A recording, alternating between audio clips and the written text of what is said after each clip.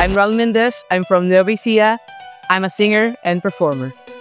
Paano mo i-describe si Raul Mendez in 3 words?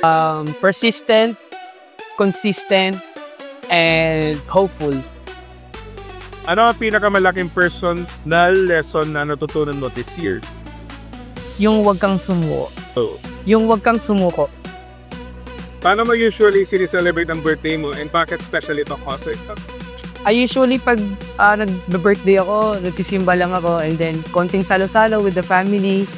Pero ngayon, it's special kasi mag-birthday ako kasama ng mga taong sumusuporta sa akin. At hindi na lang to online, it's live na po. Ano pakiramdam mag-represent ang Pilipinas? Sobrang saya ko kasi hindi lahat nabibigyan ng pagkakataon ma-representa ang Pilipinas.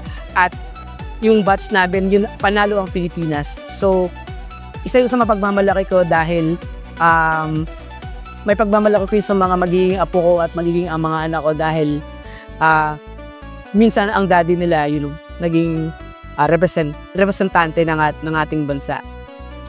Ano ang pinaka-hindi mo makakalimutan experience sa isang TV contest or show?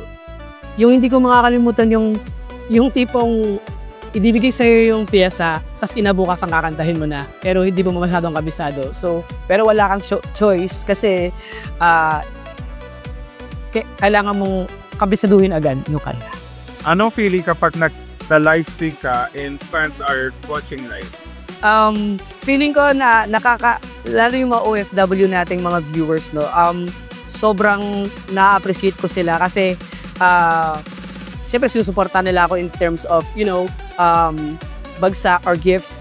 Pero I'm so proud of myself because, may mga tao na nalulungkot sa ibang bansa. Pero pag nakikita na ako nagla-live, napapasaya ko sila. And I think I found my purpose on that. Paano ka nag-aanda before a big performance or something? Siyempre, as a singer, lots of water, syempre, at maraming tulog. Kailangan ng singer yan, tulog talaga. Nung unang mga times ko na nagsa-livestream ako, sobrang mahiyain. Tapos, hindi ako masyadong nagpapakita sa camera. Pero ngayon, na-realize ko na walang mangyayari sa'yo kung mahihiya ka eh.